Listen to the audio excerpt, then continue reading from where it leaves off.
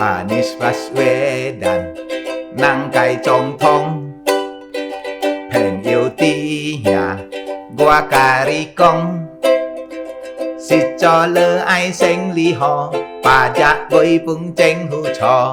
Anies Baswedan 要做总统，Anies Baswedan 能改总统，朋友伫遐，我甲你讲。是做了爱生理好，把只为本政府错。Anies Baswedan 要做总统，Anies Baswedan 来做总统，Anies Baswedan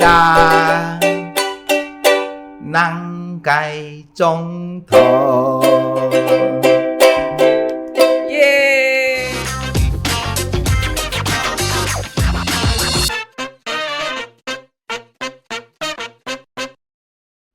Hai, welcome back to Yudkasi Channel bersama saya Vida Mulia. Dan hari ini kita kedatangan tamu spesial yang baru aja nyanyi. Lagunya apa nih Pak? Anies Baswedan presiden kita. Artinya Artinya lagu tadi. Anies Baswedan presiden kita. Sis and brother, saya sampaikan ya, kalau bisnis dagang mau lancar dan bagus, dan pajaknya tanda kutip ya tidak dicekik sama pemerintah, maka pilihlah Anies Baswedan jadi presiden kita. Dan presiden Anies harus jadi presiden. Nah, lagunya itu artinya. Bapak sebagai tokoh Tionghoa nih, Iya. kenapa sih milih Anies Pak? Ini memang Vida, saya selaku anggota DPRD Kota Tanjung Pinang ya, dan juga adalah tokoh Tionghoa di Kepri. Iya. Memang saya melihat berbagai macam alasan ya yang sangat logis untuk kita memilih Pak Anies Baswedan jadi presiden. Ya, alasan yang sangat kuat. Kita tahu ya, Vida ya, orang Tionghoa kan banyak berkecimpung di dunia dagang, ya di dunia bisnis ya, khususnya yang menengah kecil tuh banyak sekali. Nah, di mana kita melihat dari debat calon presiden yang ada kandidat ya, yang ada kali ini, ya hanya Pak Anies Baswedan lah yang ingin ya menurunkan pajak. Yang lainnya? Ya, yang lainnya ya nampaknya Menaikkan pajak. menaikkan pajak. Jadi kan sangat logis sekali. Oke. Ya. Ya. Kalau pajak moderat, pajak diturunkan, siapa yang paling untungkan? Ya tentu pengusaha-pengusaha yang paling untungkan. Ya itu alasan sangat logis. Tapi kan ada juga nih black campaign tentang Pak Anies, tentang intoleran lah, yang lain lah kepada masyarakat Tionghoa. Saya justru untuk menjawab pertanyaan Vida ini dan semua tudingan-tudingan terhadap Pak Anies Baswedan, saya terpaksa membaca data. Dan data yang saya temukan, ya ternyata Pak Anies ini justru ya sangat baik gitu loh di dalam menyelenggarakan ya administrasi negara. Seorang pejabat ya, karena beliau kan pernah jadi gubernur kan, DKI Jakarta kan. Nah, waktu beliau menjadi gubernur DKI Jakarta, kita terbaca semua datanya. Bahwa justru pada saat beliau menjadi gubernur ya, penyelenggara administrasi negara itu sangat baik.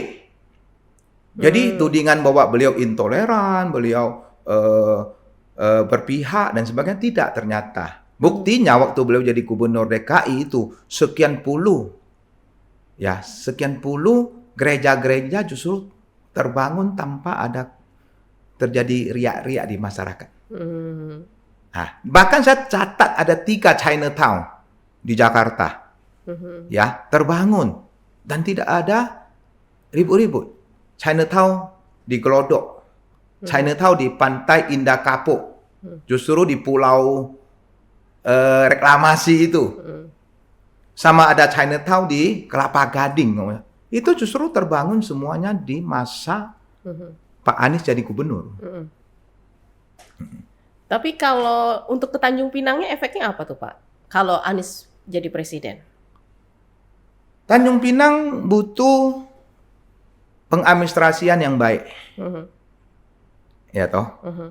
Ya, makanya kalau Pak Anies jadi presiden, ya, saya melihat bahwa ekonomi akan lebih adil. Ya enggak? Nah, Tanjung Pinang dan Pulau Bintan kita tahu ya, kita adalah sebuah pulau, sebuah kota yang mana dulu memang benar-benar kita hidup dari pertambangan. Ya, boksit dan sebagainya. Terus kita hidup dari kota perdagangan. Ya, tetapi selama ini ya kita tahu ya bahwa keadilan dalam administrasi negara kita ini ya belum semaksimal kita dapatkan. Mungkin itu inspirasi kenapa nyiptain lagu tadi, Pak? Ya, justru banyak masukan ke saya, Pak. Sekarang dagang makin susah, Pak, makin sulit. Tapi pajak makin mahal, Pak. Kami nggak kuat. Banyak yang masukkan ke saya selaku anggota DPRD ya. Sering saya dapat laporan masyarakat seperti itu. Ya, makanya justru saya melihat bahwa keadilan dari sisi perekonomian, ya nggak. Tanjung Pinang, Pulau Bintan ini kan resources kita, sumber daya alam kita dikeruk sebanyak-banyaknya. Tetapi habis keruk, ya tidak ada feedback untuk kemajuan Tanjung Pinangnya nggak nampak. Nah itu masalah di mana? Ya masalah di penyelenggaraan negara, di administrasi negaranya gitu loh.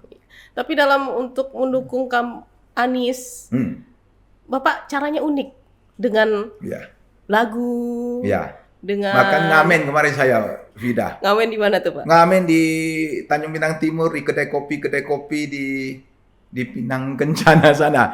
Saya masuk, assalamualaikum, izin saya ngamen gitu kan. Saya nyanyilah lagu Pak Anies gitu kan. Inspirasinya dapat dari mana tuh Pak? Saya berpikir ya banyak orang ingin mendukung Anies Baswedan, tapi banyak yang nggak berani mengungkapkan. Semua adalah silent.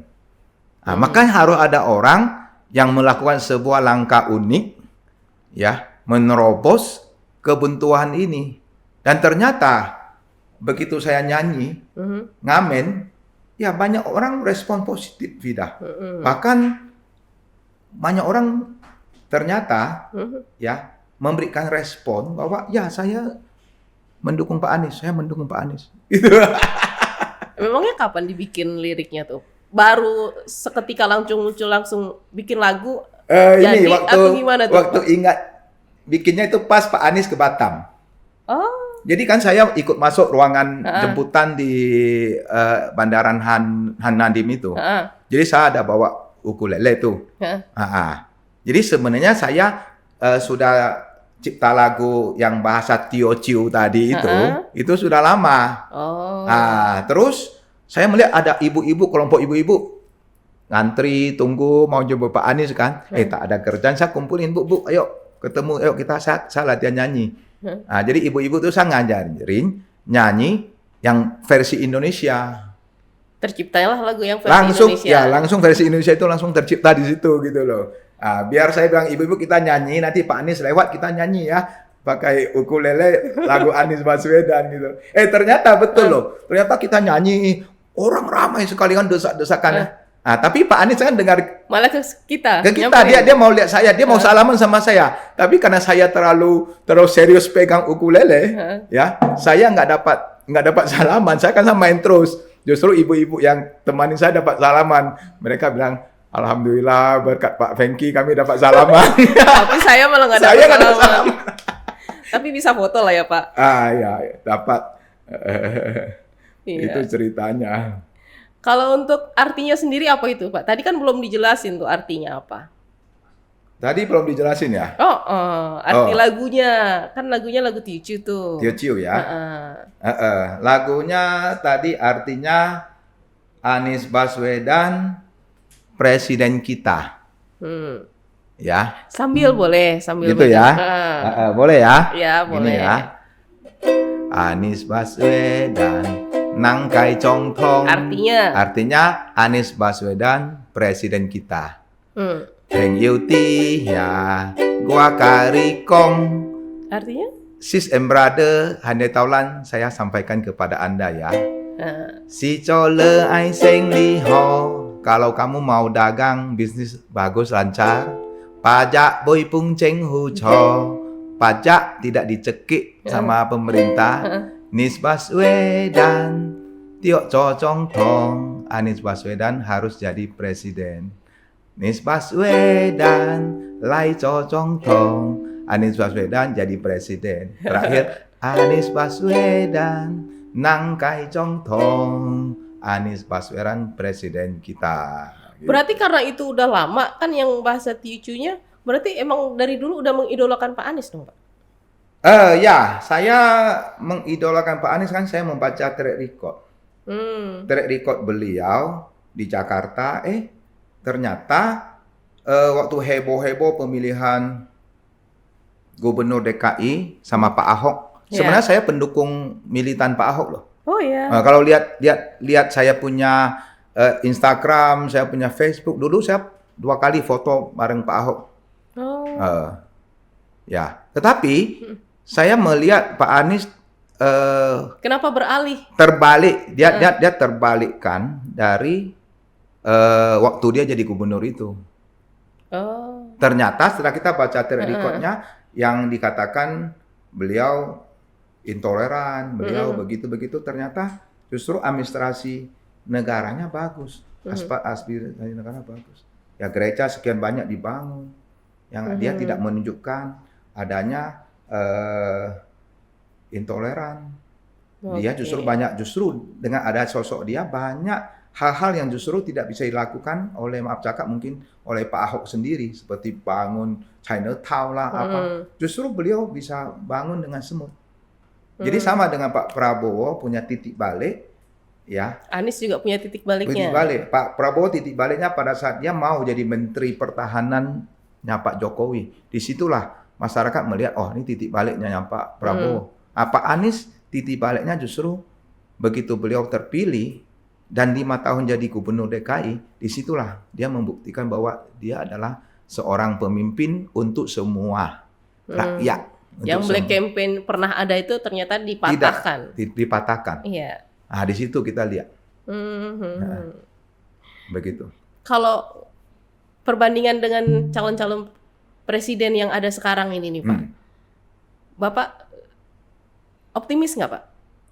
Ya, saya justru harus sangat optimis dan saya termasuk orang yang ingin memperjuangkan Pak Anies jadi. Tahu nggak kenapa? Kenapa? Karena ini ada alasan politis. Alasannya? Pak Anies ini kan keturunan Arab. Iya. Ya nggak? Masih ingat nggak dulu di Undang-Undang Dasar kita sebelum amandemen ada klausul yang ada pasal mengatakan yang bisa menjadi presiden itu harus penduduk asli. Iya. Ya nggak? Tapi setelah amandemen tidak ada lagi. Tetapi kan belum pernah di dalam sekian puluh tahun kemerdekaan kita belum ada orang keturunan yang menjadi presiden kan? Iya. Nah ini kesempatan ini. Nah, Pak Anies kita tahu adalah keturunan Arab. Betul kan? Iya. Nah, jadi alasan politis itu adalah justru saya sebagai orang Tionghoa saya mendukung Anies. Membuka jalan dengan pemikiran kalau Pak Anies bisa jadi presiden sebagai keturunan Arab, berarti secara empirik keturunan yang lain. Keturunan lain bisa jadi presiden loh. Mungkin nanti di 2029 atau 2034 mungkin ada keturunan yang lain. Keturunan Tionghoa bisa jadi presiden. Iya. Nah, kalau pada saat presiden sudah pun bisa semua keturunan, apalagi hanya jadi wali kota, hanya jadi bupati, jadi gubernur, presiden aja bisa. Iya. Nah, ini sangat justru orang Tionghoa justru harus mendukung. Nah, di sisi ya membuktikan ya berlakunya secara konstitusional itu. Dengan kapasitas-kapasitas yang mumpuni ya Pak Iya. ya. Oke. Nah, begitu. Iya. Kalau untuk ada isu satu putaran, oke, jalan gimana tuh Pak? Dari pihak sebelah. Mengenai satu putaran, dua putaran, saya kok ke masyarakat saya turun, saya door to door, Heeh. saya menangkap ya Heeh. feeling-feeling dari rakyat. Sepertinya, Ya, sepertinya ini tidak satu putaran, 2 putaran. sepertinya dua putaran. Kenapa Pak? Ya, eh, susah dijawab, Mhm. tapi kita nangkap ya. Mhm. Ya, contoh ya, katanya misalnya Pak Anies itu ya dari survei ya Elektabilitasnya. elektabilitasnya mungkin bukan paling tinggi gitu. Iya. Terus kalau dorongan dukungan eh, konglomerat juga Mhm. tidak ada ya. Iya. Jadi saya melihat justru di gerakan-gerakan empirik di lapangan ya dengan keadaan kekuatan seadanya Mhm. justru berbondong-bondong tuh. Kalau Pak Anies turun ke satu daerah, justru orangnya ramai sekali yang datang. Berarti masyarakat dari hati dong. Ah, jadi jadi Heeh. jadi jadi justru alasan satu lagi saya berpikir, Apa itu Pak? Pak Anies ini tidak mendapat dukungan dari mungkin kata orang kita di Indonesia ada 9 naga Heeh. atau jangan bilang 9 naga, ada 11 naga pun tak ada yang dukung Pak Anies gitu loh. Betul kan? Tapi Iya. justru di lapangan kita melihat Pak Anies justru didukung oleh akar rumput dan oleh Oh. orang-orang menengah. Eh, Mhm. Pengusahanya juga pengusaha kecil menengah gitu loh. Iya. Bukan tak ada yang konglomerat gitu loh. Mhm. Tapi justru eh, pengalaman saya di lapangan kok lihatnya justru Pak Anies itu begitu banyak, begitu ramai. Berarti kan orang itu dengan hati Iya. ya Dari keluar dari hati. hatinya kan, Heeh. ingin mendukung Pak Anies kan, Tanpa embel-embel yang tanpa lain. embel-embel kan gitu Heeh. loh. Ini kan dahsyat. Nah, justru saya berpikir kalau satu putaran, dua putaran, Heeh. saya malah berpikir dua putaran. 2 putaran. Dan Pak Anies masuk putaran kedua. What will happen kalau 2 putaran? Kalau dua putaran, Siapa yang gabung ke siapa? tapi yang jelas Heeh. saya berpikir kalau dua putaran, Heeh. Pak Anies jadi presiden. Oh ya? Nah, Kenapa Pak? ini alasannya ada intern Indonesia geopolitik ya, Mhm. geopolitik dunia ya. Iya. Kalau dua putaran ya, kita lihat ya, pasti ada dua sosok kan. Iya. Ya, jelas Pak Anies digambarkan sebagai sosok yang lemah. Betul nggak? Heeh. Karena tadi kan, dia dukungan logistisnya paling Iya. lemah, dia tidak dapat dukungan 9 naga, Iya. dia hanya, semua kan lemah dia kan. Heeh. Itulah, kita orang Indonesia adalah bangsa, apa tuh orangnya? Bangsa melankolis, apa Oh. bahasanya itu? Selalu kan berpihak kepada yang lemah kan. Heeh. Ya, pada putaran kedua kalau ada satu sosok nampaknya Kuat. superior Mhm. gitu kan. Pak Anies kan masih digambarkan yang lemah, Mhm. ya nggak? Mhm. Saya justru melihat kita bangsa Timur, kita bangsa Indonesia senang membela yang lemah. Justru Ada empatinya ya, empatinya nanti Pak Anies yang dapat. Pak? Itu Oke. adalah intern negara kita dalam negeri. Mhm. Kalau luar negeri secara geopolitik, saya berpikir Amerika akan bekerja Untuk mendukung. untuk dukung Pak Anies. Why? Ya, karena kita melihat sekarang di geopolitik Amerika kan sudah sangat penting di Asia Tenggara ini, Mhm. di Pasifik ini gitu. Mhm. Jadi di beberapa pemilu di kita dulu kan Amerika kecolongan di Turki. Mhm. Terus dia benar-benar terakhir di Filipina dia menang. Sekarang kandidat di Taiwan juga Amerika menang gitu. Saya percaya ya dunia yang sekarang kan ada dua blok nih. Ya. Ada Tiongkok. Tiongkok sama Amerika. Heeh. Saya percaya di intern dan ekstern ini akan bekerja untuk Pak Anies semua. Oke. Tapi ada satu lagi nih kayaknya yang mau masuk. Hmm, Arab Saudi. ya. Jadi Itu Arab Saudi gimana? pro siapa? Kira-kira Pak? Cetiam kaki sia. kata beda asli ya, bukan beda asli kemarin dia bilang cetiam kaki sia. Apa tuh artinya Pak? Titik-titik nulis sendiri ya Pak tuh. Kalau kita dulu sekolah ya, Heeh. ada soal kan suka titik-titik ya. Oh ya. Nah, terus kita isi sendiri lah. Isi sendiri sama masyarakat. Ya, Ngomong-ngomong untuk Anies Baswedan, sekarang Bapak di Komisi 2, terus rencananya mau maju lagi Pak? Iya, saya justru belajar semangat perjuangan ya. Saya ini kan dari muda, saya ini adalah aktivis juga dari organisasi Tionghoa gitu loh.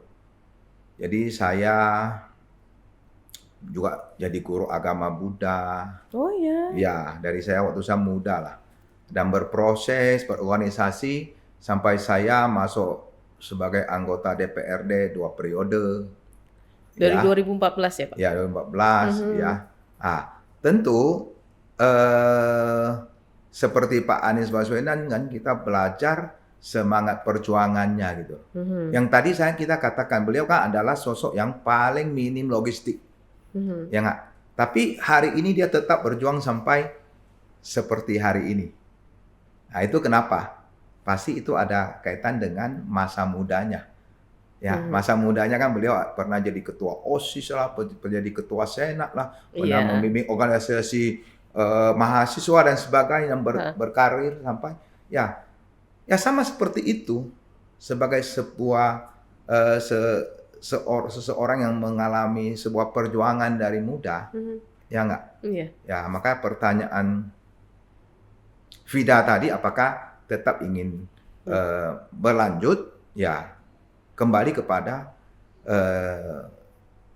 dua hal gitu loh. Apakah saya maju ini ya masih bisa berbuat nggak untuk masyarakat? Yang kedua, apakah partai politik saya Nasdem itu masih ingin saya jadi kan? Pasti ingin lah, Pak. Ternyata dari partai ingin Pak Pinky maju Yeah. ke timur sekarang, Tanjung Pinang Timur. Oh, dulu kan di Tanjung Pinang Barat. Oh. Nah, sekarang partai menugaskan saya ke Tanjung Pinang Timur. Oh. Ya, terus masyarakat Tanjung Pinang Timur sekarang saya mulai bersosialisasi di Tanjung Pinang Timur. Ulang lagi dong, Pak. Ya, makanya kemarin saya ngamen di Tanjung Pinang Timur itu, di Pinang Kencana, Kanet sana. Nah, itulah. Tapi responnya gimana tuh, Pak? Ya, justru saya berpikir, alhamdulillah, masyarakat merespon sangat positif. Saya nggak tahu apa karena sayanya atau karena saya nyanyi lagu Pak Anies Baswedan tadi gitu loh. Tapi kan itu unik, Pak. Nggak ada, kalau yang lain kan pamflet, poster, Bapak langsung. Saya langsung. Door to door. Ya, nanti saya mau lagi, saya mau door to door lagi keliling se-Tanjung Pinang Timur. Jadi kan bisa langsung lebih kenal. Iya. Kalau untuk program-program kepada konstituennya, Bapak komunikasinya kayak gimana tuh, Pak? Ya, jadi apa langsung lewat reses-reses ya. Kalau untuk Tanjung Pinang Barat ya. Kalau Tanjung Pinang Timur kan saya belum terpilih dari Dapil Tanjung Pinang Timur. Tapi komunikasi dengan masyarakatnya sudah saya bangun gitu loh. Bangun dengan membentuk sebuah komunitas. Apa itu yang namanya Teman Fengki Vesinto. Wih. Nah, itu apa aja kegiatannya, Pak? Kegiatannya saya memberikan bimbingan, motivasi kepada mereka untuk majukan UMKM di Kota Tanjung Pinang. Ya, saya fokus di UMKM karena saya melihat Tanjung Pinang hari ini ya untuk menciptakan lapangan kerja itu sangat susah. Banyak orang sulit lapangan kerja. Ya, jadi akhirnya semua itu masuk ke UMKM. Ya nggak? Masuk ke UMKM. Ya, banyak loh mahasiswa-mahasiswa juga begitu hari ini di wisuda, ya, begitu keluar dari pintu kampus bikin usaha sendiri. Dia bikin usaha sendiri. Karena dia mau kerja, dia bingung mau kerja apa ya, tak ada lapangan kerja yang bisa kerja. Ada lapangan kerja, gajinya sangat kecil. Mhm. Cuman mungkin 1,5 juta mungkin gitu Mhm. kan. Mau kerja, kerja, nggak ada. Gitu loh. Jadi mereka sebenarnya high education, saya sering bilang pendidikannya tinggi, tapi low salary, gajinya Iya. kecil gitu loh. Akhirnya mereka ya banting setir banyak ke UMKM. Nah, makanya UMKM itu harus kita bina gitu. Hmm. Hari ini di Tanjung Pinang. Oke. Cara membinanya Nah, seperti apa? cara membinanya justru kita harus menanamkan jiwa entrepreneurship-nya. Ya, saya bicara dengan teman-teman Fengki Vesinto, ibu-ibu UMKM itu. Selalu ya, mereka harus ada jiwa entrepreneurship. Jiwa dagangnya harus ada, baru bisa berhasil. Ya nggak? Orang kita biasanya ya suka campur aduk, tahu nggak? Antara ini uang untuk pribadi Usaha sama pribadi. uang untuk usaha itu dia campur aduk gitu. Akhirnya besok habis usaha sekian lama, kok modalnya pun habis. Karena Kurang modal disiplin. pun dimakan. Kalau kita orang Tionghoa ya, kami dagang beda loh. Ini uang dagang, ini uang Pribadi. pakai. Nah, jadi kalau misalnya uang dagang hari ini ada untung modal 1 juta, ya kita dagang ada untung 100.000. Nah, 100.000 ini ya nggak kita sisihkan, ya. Nah, hanya boleh makan setengah, makan 50.000 bolehlah, 50.000 lagi nabung. Nah, untuk jadi modal kan, nanti modalnya makin besar kan. Nah, kalau orang kita banyak loh, dia nggak ngerti gitu loh. Dia ada modal 1 juta, dia dagang, ada untung berapapun, ya itu masuk lagi ke sini. Nanti anaknya mau Ambil makan, lagi. mau belanja, ambil di sini. Besok-besok, kok saya modalnya habis karena habis dia buat makan gitu loh. Ya mungkin ada edukasinya. Ya, mungkin. maka perlu diedukasi. Kalau orang Tionghoa enggak.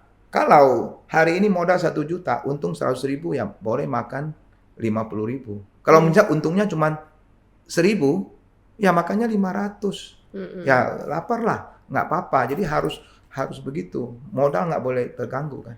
Mungkin ada pelatihan-pelatihan sudah dilakukan. Jadi saya berikan pelatihan, terus pelatihan online, pelatihan biar mereka juga jual online dan sebagainya. Di samping membina jiwa entrepreneurship-nya, meningkatkan juga mutu dagangannya. Saya sering suruh ibu-ibu itu bikin kue sekian. Saya coba, oh ini kurang. Ulangin lagi. Saya suruh bikin lagi gitu loh. Berarti terjun langsung berarti, Pak? Sampai dia enak. Ini enak nih, sudah cocok nih. Oh. Nanti bantu lagi online gitu loh. Nah, ini program inilah yang saya jalankan sekarang. Oke. Selain itu programnya apa aja, Pak? Sebelum cerita saya ya, kayaknya saya mau main gitar dulu deh. Boleh lah. Boleh ya? Main ukulele lagi lah. Karena saya dikenal sebagai pendekar ukulele. Boleh nggak? Boleh. Kayaknya sekarang bebas aja kok di sini, Pak. Oke ya, soalnya Vida sudah mulai masuk bertanya-tanya ke saya. Jadi saya lupa sama Pak Anies. Jadi saya mau nyanyi satu lagu untuk Pak Anies lah dalam versi Indonesia pula. Boleh. Jangan versi Tio Ciu lagi ya. Iya. Oke.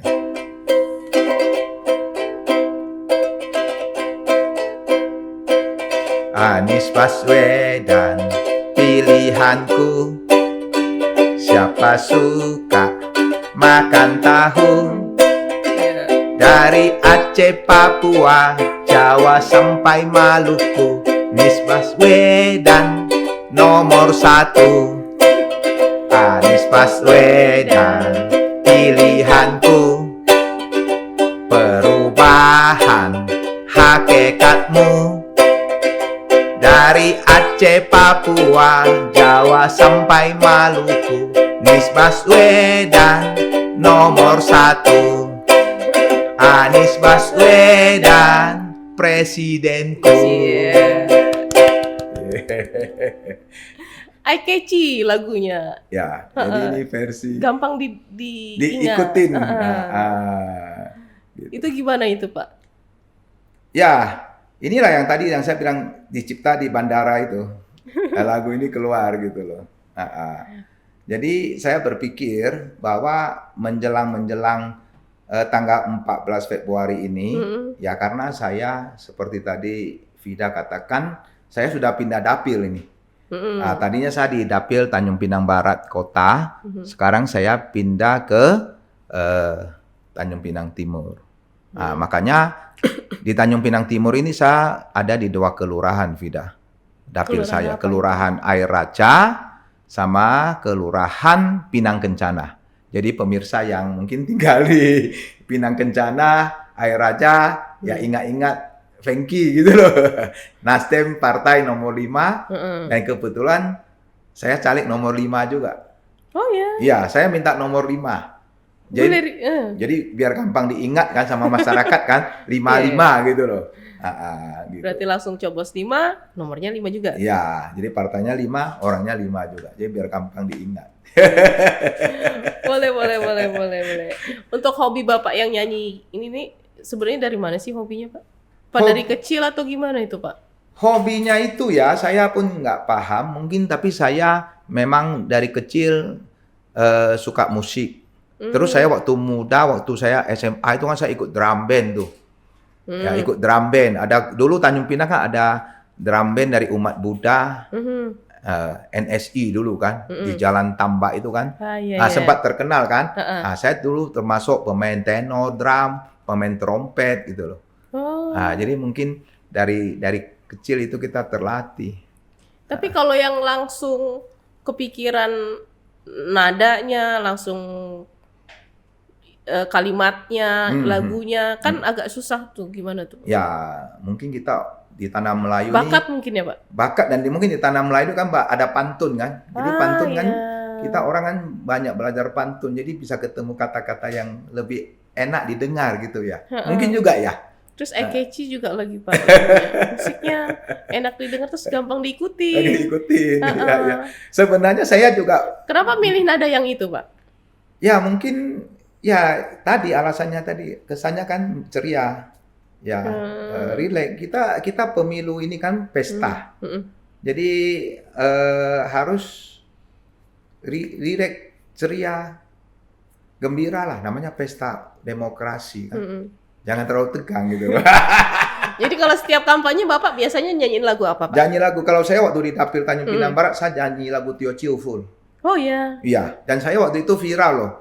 Waktu Lagu apa masih itu, belum Pak? ada medsos ya, saya nyanyi lagu Hokkien, lagu Tio Ciu gitu loh. Jadi orang kenal saya itu dari lagu-lagu saya gitu. Kampanyenya nggak perlu capek-capek. Capek-capek. Cukup nyanyi aja, saya nyanyi, hobi. Biasanya boy sate, boy bakcang. Apa tuh artinya, Pak? Tai kecainya, cutnya si bo pendang. Gitu loh, lagu-lagu Tio Ciu gini. Jadi lagu Tio Ciu ini lagu-lagu yang pro kepada kuliner. Jadi lagu barusan ini dia cerita tentang macam-macam kuliner yang ada di masyarakat. Ada kue tiaw goreng lah, ada bakute lah, ada bakcang lah, ada angku kue lah gitu loh. Jadi kan masyarakat melihat, Pak Fengki ini bisa nyanyi lagu ini kan tanpa sengaja mempromosi juga kan. Promosi kuliner. Kuliner Tanjung Pinang. Kampanye dengan cara yang unik ya, Pak? Yang unik. Terus nanti kalau mau menjelang Imlek gitu ya, saya selalu nyanyi lagi lagu baru untuk menghimbau orang-orang yang anak-anaknya merantau di luar kota untuk balik kampung gitu kan. Ingat Imlek gitu kan, sebentar lagi mau Imlek. Makanya bikin lagu lagi nggak, Pak? Ada lagu terbaru saya. Oh, ada lagi. Tapi rap. Oh iya, Pak. Ya, teng lai kue ni, tai ke tuang i si cok wahi. Apa tuh teng lai kue ni, teng lai kue ni, Artinya apa kan tuh, Pak? seju isim sio seseng nang lai kue seng ni. Itu rap. Apa itu artinya? Artinya balik kampung Imlek, ayo balik kampung Imlek. Kita berkumpul itu sangat menyenangkan, ya. Ya saya ucapkan kong sifat cai, makmur, sentosa gitu. Tapi idenya dari mana ya? Gitu, Idenya muncul aja ada satu keinginan bahwa masyarakat kita Tanjung Pinang ternyata anak-anaknya banyak merantau jauh-jauh. Ya minimal setahun sekali kita ciptakan satu lagu minta mereka pulanglah ke Tanjung Pinang gitu loh. Untuk merayakan bersama-sama orang tuanya gitu loh. Itu maksudnya. Ada kenangan tersendiri nggak kalau untuk ngumpul-ngumpul di keluarga Bapak? Ya kalau kita orang Tionghoa ya, Justru hari paling besarnya kan Imlek. Iya. Ya di Imlek inilah sanak saudara, keluarga, anak, semua kan harus kumpul. Khususnya pada malam Imlek itu loh, semua harus kumpul makan bersama, itulah yang namanya Tuan Yen Fan ya. Itu yang paling sakral kan. Jadi biasanya ya orang dari mana-mana berusaha pulang. Kalau orang tuanya umumnya orang tuanya masih hidup ya, masih ada ya. Itu kesempatan lah kita pulang untuk istilahnya mungkin kita orang Jawa ya, Kayak untuk lebaran lah ya ya, mudik lah ya. sungkem dengan orang tua itu kan wajib, dan berkumpul dengan sanak saudara itu. Nah, itu memorinya melekat kuat. Memorinya melekat kuat sekali. Ya apalagi kalau zaman dulu ya, zaman waktu kita kecil-kecil ya. Zaman kita waktu susah-susahnya dulu ya. Mau makan enak itu ya di Imlek itulah bisa makan, ada daging, ada kalau enggak kan jarang zaman dulu ya, 40 tahun dulu waktu kita, 50 tahun waktu kita kecil-kecil kan. Ya bisa makan enak itu ya di Imlek itu loh. Iyalah, mungkin kalau kita sama kayak lebaran kali ya Pak ya.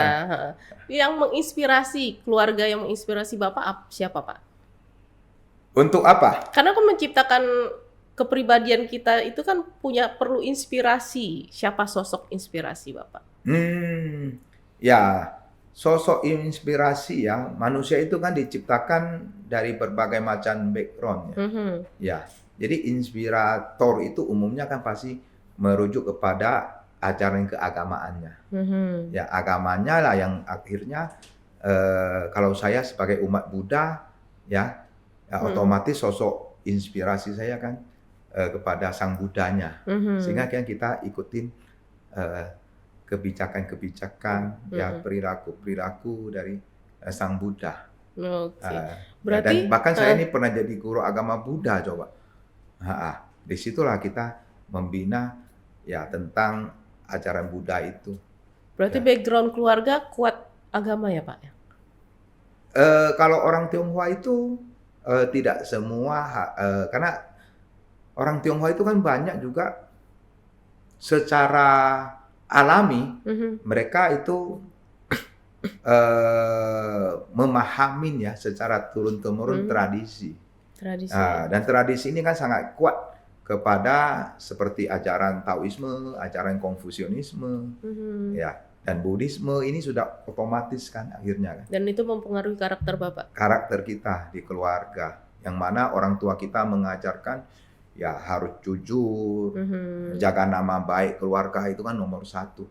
Jadi kita sebagai anak-anak kemana-mana kan, kalau kita orang Tionghoa ya, ya kita sebagai anak yang lahir di satu keluarga, kita keluar dari rumah itu, yang kita mikul itu bukan nama pribadi kita loh. Kalau orang Tionghoa, nama keluarga. Kalau kita bikin salah, bukan kita sendiri yang malu. Satu keluarga ikut malu. Coba itu. Berarti karena memikul nama keluarga, kita pengen tahu nih, siapa sih Pak Fengki ini? Saya? Siapa? Iya. Backgroundnya kan dia memikul nama keluarga. Siapa sih Bapak ini yang bisa sukses berkarir politik 2 periode di DPRD? Ya, yang membentuk karakter Bapak. Enggak, saya percaya seluruh masyarakat Tionghoa atau keluarga Tionghoa itu mempunyai sikap yang sama seperti saya. Apa itu Pak? Semua memikul sebuah kehormatan nama keluarga di luar. Ya enggak? Selebihnya masing-masing itu akan terbentuk karakternya sesuai dengan proses perjalanan hidup sebenarnya. Begitu loh. Ya, dari kecil sampai dia dewasa, sampai dia bekerja di masyarakat. Nah, kalau saya ya memang dari keluarga yang kurang berada awalnya kan. Nah, jadi kita proses ya sampai akhirnya ya kita bisa merubah seperti hari ini. Tapi ada satu kata. Apa itu Pak? Itu adalah pendidikan. Saya bisa seperti bisa jadi anggota dewan, bisa berorganisasi, karena saya berpikir akhirnya pendidikan itulah yang membantu kita. Background pendidikan Bapak kalau boleh tahu apa Pak? Ya, jadi saya SD di Tanjung Pinang, SD Negeri 8, SMP Negeri 6. SMP 6 Pak? Nah, SMA Negeri 1. Oh ya. Nah, kuliah S1 saya di Universitas Trisakti, Jakarta. S2 saya di Universitas Muhammadiyah, Jakarta. Di Ciputat. Oh, jurusan? Jurusan hukum. S1 juga hukum? S1 hukum juga. Woi, keren. Tapi dari S1, S2 itu langsung S2 atau Tidak. ada kerja dulu? Kerja dulu, lama dulu. Baru S2. Berarti untuk berkarir politik itu mulai sejak kapan, Pak? Berkarir politik sebenarnya tidak langsung nyalek atau Nyemplung orang dunia enggak. politik. Saya berkarir politik itu di 2003. Sudah mulai. Sebagai apa? Kalau Sudah sebagai ketua partai politik. Oh ya? Partai apa itu, Pak? Dulu sekali itu PIB. Waktu Tanjung Pinang sama Kepulauan Riau itu, Kabupaten Kepulauan Riau itu masih belum pemekaran. Waktu itu saya adalah ketua Partai Indonesia Baru Kabupaten Kepulauan Riau. Oke, terus berproses, sampailah pada titik yang sekarang. Terakhir lagi, Pak. Tips dong, Pak. Tips apa? Ya, tips untuk supaya bisa sukses berkarir, menentukan jalan hidup. Oh, ya.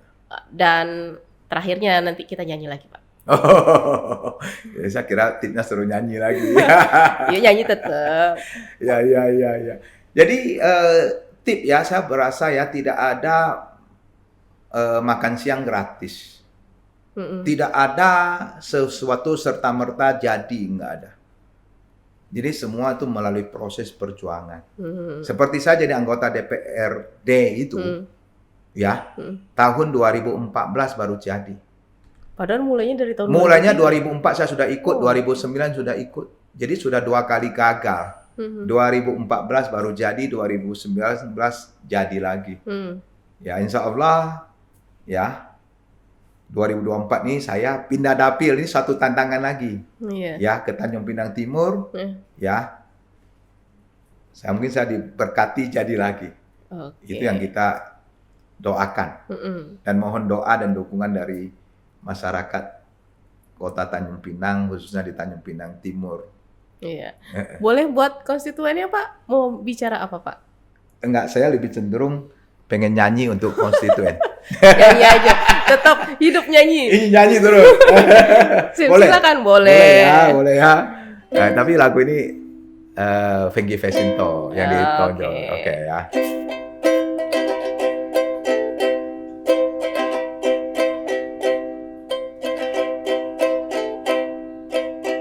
Fengki Fesinto, teman kita. Siapa suka buah naga, dari Nang Kencana sampai air raja, Ki Fesinto nomor 5. Fengki Fesinto nomor 5. Ya, sekali lagi aja. Boleh, Pak? Sekali lagi boleh? Jangan, singkat aja. Mungkin mau closing. Nggak apa-apa. Saya closing dulu. Iya, boleh. Oke, jadi saya ucapkan terima kasih lah kepada Ulasan TV ya, yang telah memberi kesempatan kepada saya ya untuk tampil di media yang terhormat ini, dan saya sangat menghargai itu ya, Vida ya. Kemudian closing statement saya cuman ingin memohon doa restu dan dukungan dari masyarakat Kota Tanjung Pinang, khususnya ya untuk Pak Anies Baswedan ya. Jangan lupa tanggal 14 Februari tahun 2024 ya. Kita sama-sama berbondong-bondong ke TPS ya, dan presidennya kita nyoblos nomor 1 ya. Aminkan aja. Ya. Dan tidak lupa gitu loh. Ya, untuk masyarakat Tanjung Pinang yang tinggal di Kelurahan Tanjung Pinang Timur itu Pinang Kencana sama Air Raja. Ya, mohon dukungannya ya, memilih Fengki Fesinto, Partai Nasdem nomor 5 dan calegnya nomor 5 juga. Oke. Terima kasih. Iya, terima kasih Bapak. Terima kasih atas kedatangannya. Mudah-mudahan bisa terpilih kembali, jadi Amin. bisa memberikan inspirasi lagi untuk masyarakat Tanjung Pinang dan sekitarnya. Ya, terima kasih. Iya.